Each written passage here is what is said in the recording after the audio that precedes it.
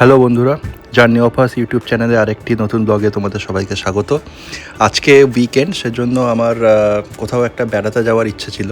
আমি ভাবছিলাম যে একা যাব, কিন্তু দেখলাম যে ছোটো নপুর জিদ ধরেছে আমরা যাব একটা আজকে স্পেশাল জায়গায়। তো সেটার জন্য সাজুগুজু করে তৈরি হয়ে গেছি, ছোটো নপুর রেডি হয়ে গেছে।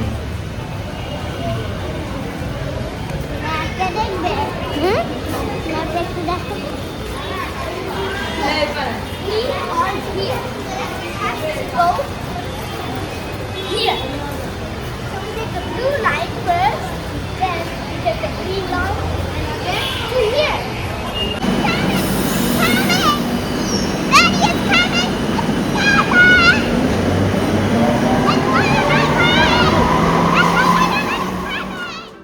ছোটো নপু আমার সঙ্গে কোথাও বেড়াতে বেরোলে আমরা মোটামুটি মেট্রোটাকেই প্রেফার করি। দেখলে যে আগের দুটো ক্লিপিংসে ও কতটা এক্সাইটেড মেট্রোতে ট্রাভেল করার জন্য। মোটামুটি মেট্রোর ম্যাপগুলোও দেখে। তো আমরা চলে এসেছি অ্যাকচুয়ালি শোভাবাজার মেট্রো থেকে আমরা একটা অটো নিয়ে চলে এসেছি হচ্ছে কুমারটুলি ঘাটে। এখানে আমরা একটু নদীর হাওয়া খাবো, সেটার জন্যই প্ল্যান ছিল। তো অতসী এলো না, অতসীর কাজ ছিল, সেজন্য আমি আর ছেলে এসেছি। তো আমরা ঘাটে বসেছি, একটু উঁচুর দিকেই বসেছি সিঁড়ির ধাপে, আর এখানে বসে হাওয়া খাচ্ছি। আর হচ্ছে নদীতে যে লঞ্চ আর স্টিমারগুলো ঘুরছে সেইগুলো আমরা দেখছি, খুব সুন্দর লাগছে। বেশ ভালোই হাওয়া, যেহেতু এখন বৃষ্টিকাল সেজন্য বেশ ঠান্ডা ঠান্ডা হাওয়া পাচ্ছে, ভালোই লাগছে। আস্তে আকাশে তো এরোপ্লেন, এখান থেকে এরোপ্লেন দেখলে তো ভালো লাগে। Another launch. চাল হাল চাল লেবু চা চায়ে চা খাবে। আরেকটা launch. চাল হাল চাল লেবু চা চায়ে চা খাবে। Lemon tea coffee. লঞ্চ আসছে একটা। চাল হাল চাল লেবু চা চায়ে চা খাবে। লঞ্চ আস্তে আস্তে আস্তে এই তো আসছে।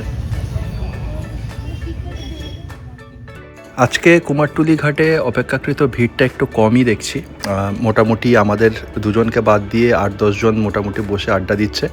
ম্যাক্সিমামই এখানকার কলেজ স্টুডেন্টরা আসে এখানে একটু হাওয়া খায়। আর দেখলাম যে কিছু কাপলসরাও এসছে, তারা নিজেদের মধ্যে সুখ দুঃখের ব্যাপারগুলো ভাগাভাগি করে দিচ্ছে নদীর সামনে হাওয়া খেতে খেতে। সামনে একটা ধীরে ধীরে ভেসে চলে যাচ্ছে হচ্ছে একটা স্টিমার বা লঞ্চ, এটাই বলো। বেশ সুন্দর লাগছে, আমি একটু জুম করেই দেখছি, বেশ ভালো লাগছে, খুব ধীরে ধীরে যাচ্ছে। আর দূরে, বহু দূরে যে বিল্ডিংগুলো আছে সেখানকার সব লাইটগুলো এখানে রিফ্লেকশান দিচ্ছে জলের উপর, সেটাও খুব ভালো লাগছে। সন্ধ্যের দিকে আরেকটা উজ্জ্বল কালারের লঞ্চ দেখতে পেলাম, লাইট টাইট জ্বালিয়ে যাচ্ছে, এটাও বেশ অন্ধকারের মধ্যে বেশ ভালোই লাগছে।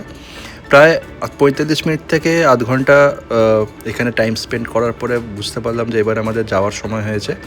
আমরা ফিরতি পথে রওনা দিলাম। এখানে দেখলাম যে একটা রাস্তার উপরে সুন্দর বগলা মায়ের মন্দির, এখানে পুজো হচ্ছে, বিভিন্ন ভক্তরা দাঁড়িয়ে মায়ের পুজো করছে। তো আমরা দূর থেকে দাঁড়িয়ে একটু দেখলাম আর একটু ছবি তুললাম। এখন যেহেতু 7টা সাড়ে 7টা বাজে, আর উত্তর কলকাতা মানেই ছোটো ছোটো এরকম প্রচুর মন্দির, তারপরে ঠাকুর আছে, আর ম্যাক্সিমাম বাড়িতেই ছোট ছোট মন্দির আছে। তো সেখানকার থেকে কাঁসা ঘন্টা এগুলো সব আওয়াজ আসছে পুজোর। টিপ টিপ করে বৃষ্টি হচ্ছে। ছোটো নপুর জেদ ধরেছে যে ছাতা ফোটাও। আমি বললাম যে এত ড্রিজেলের মধ্যে ছাতা ফোটানোর দরকার নেই। পায়ে পায়ে আমরা এগিয়ে এসেছি হচ্ছে হাতিবাগানের মোড়ের দিকে। তো এইখানে দেখছি যে এখানে আরেকটি মন্দির আছে, এটি একটি বাড়ির মন্দির। তো সেখান থেকে আমরা দূর থেকে দেখছি যে এখানে পুজো হচ্ছে, বেশ ভালোই লাগছে দেখতে। এখানে আমরা একটু দাঁড়িয়ে একটু ঠাকুরকে দেখে তারপর আমরা এগিয়ে গেলাম। এখানে দেখছি একটা পুরনো বলি দেওয়ার জায়গা আছে। তো ছোটো নপু মোটামুটি লাফাতে লাফাতে হেঁটে যাচ্ছিলো, সেই জন্য ওর পাটা একটু হালকা মুচকে গেছে একটা বাম্পারে। তো সেটার জন্য আমরা এখানে একটু দাঁড়িয়ে ওর জুতো টুতো খুলে ওকে একটু মাসাজ করে দিলাম। উত্তর কলকাতায় বেরিয়েছে যখন, একটুখানি হাঁটাহাঁটি করাটাই আমার উদ্দেশ্য ছিল, কারণ একটু হেঁটে গেলে বহু জিনিস এরকম চোখে পড়ে। যেরকম এইটা চোখে পড়লো, একটা সুন্দর দুর্গা দালান, এখানে দুর্গা মূর্তি এখানে 365 দিনের জন্য এখানে পুরো একদম রেডিমেড রাখা আছে, নীল আলো দেওয়া আছে, খুব সুন্দর লাগছে। একটা পুরো স্টেজের উপর দুর্গা ঠাকুর দেখতে পাচ্ছি। দক্ষিণ কলকাতায় বড় হওয়ার ফলে উত্তর কলকাতাটা আমাকে সত্যি ফ্যাসিনেটিং লাগে। তার কারণ সরু সরু রাস্তা, আর এখানে প্রচুর ঘিঞ্জি অলিগলি, আর পুরনো সব বাড়ি, প্লাস হচ্ছে যে প্রচুর গাছপালা আছে, সেগুলো আমার সত্যি টানে। তো সেটার জন্য আমি ছেলেকেও নিয়ে এসেছি, হেঁটে হেঁটে যাচ্ছি আমরা একটা ছোট্ট রেস্টুরেন্টের দিকে, যেটাকে দেখে সাধারণত ভক্তি হবে না।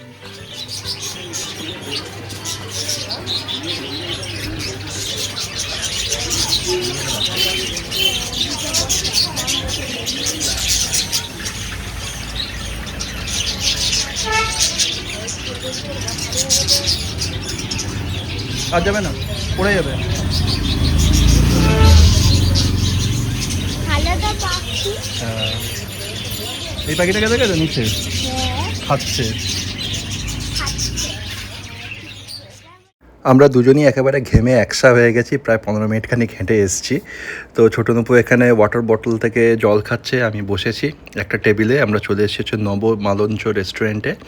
এখানে যে খাওয়ার কোয়ালিটি সেটা খুবই সুন্দর, বিশেষ করে ফিশের আইটেমগুলো দারুণ হয়। ভেটকি মাছ দিয়ে পুরো সবকটা ফিশের আইটেম বানায়। আর খাওয়ারের যে কোয়ালিটি আর কোয়ান্টিটি যথেষ্ট ভালো, আর প্রাইসটাও একদম মধ্যবিত্তদের রেঞ্জের ভেতরে। নিউলি ওরা রেনোভেট করেছে, আগে আরও ছোটোখাটো ছিল রেস্টুরেন্টটা, এখন বেশ একটু বড় করেছে আর কালারফুল করেছে পেন্ট করে। তো আমি ছোটো নুপুর জন্য একটা 6 পিস ফিশ ফিঙ্গার অর্ডার করেছি, ভেটকি মাছের ফিলে দিয়ে বানানো পুরো। নুপু খুব এনজয় করেছে, আমিও একটা ফিশ ফিঙ্গার খেয়েছি, টেস্টি খুব ছিল, যথেষ্ট ভালো ছিল ফিশ ফিঙ্গারটা। রেস্টুরেন্টে প্রচুর ভিড় ছিল, আমাকে ছবিও তুলতে দিচ্ছিল না, কারণ ওরা বলছিল যে ছবি তুললে নাকি দেরি হয়ে যাবে খাওয়া দাওয়া করতে। তো যাই হোক, আমি অর্ডার দিয়েছিলাম হচ্ছে চিকেন কবিরাজি, সেটা চলে এলো। এটাও মোটামুটি ভালোই ছিল খেতে, যেহেতু কবিরাজি আমার খুব একটা ভালো লাগে না, তাও মোটামুটি ভালোই ছিল। আমি বাড়ির জন্য অতসী যেহেতু আসেনি, সেজন্য চাইনিজ দিয়ে নিয়েছিলাম, এরা চাইনিজটাও বেশ ভালোই করে। মিক্সড ফ্রাইড রাইস নিয়েছিলাম, আর হচ্ছে চিলি চিকেন একটা নিয়েছিলাম, ফিশ ফিঙ্গার নিয়েছিলাম, আর ফিশ ফ্রাই নিয়েছিলাম, কারণ অতসী ফিশের আইটেম খুব ভালোবাসে। তো সেটা নেওয়ার পরে আমরা একটা ক্যাব বুক করে আমরা চলে আসছি। এখন বাজে হচ্ছে রাত 9টা। ছোটো নুপু ক্যাবের মধ্যেই ঘুমিয়ে গেছে। আমরা এসে গেছি প্রায় মা উড়ারপুল ধরে একদম সায়েন্স সিটির কাছাকাছি। তো আরও আধ ঘন্টার মতন টাইম লাগবে আমাদের বাড়ি পৌঁছতে। বাড়িতে পৌঁছে অতসী মোটামুটি যেগুলো খাবার এনেছিলাম সেগুলো নিয়ে একটু ডিনার করে নিল। আপাতত আমি ভিডিওটা এখানে শেষ করছি। যদি ভিডিওটা ভালো লেগে থাকে তাহলে অবশ্যই লাইক, কমেন্ট আর শেয়ার করে দিও, আর চ্যানেলটা সাবস্ক্রাইব করে দিও। দেখা হচ্ছে তোমাদের সাথে নেক্সট ব্লগে। ততক্ষণের জন্য টাটা। নবমালঞ্চ রেস্টুরেন্টের খাবার দাবার খুবই সুন্দর ছিল, আবার যাবো অতসীকে নিয়ে।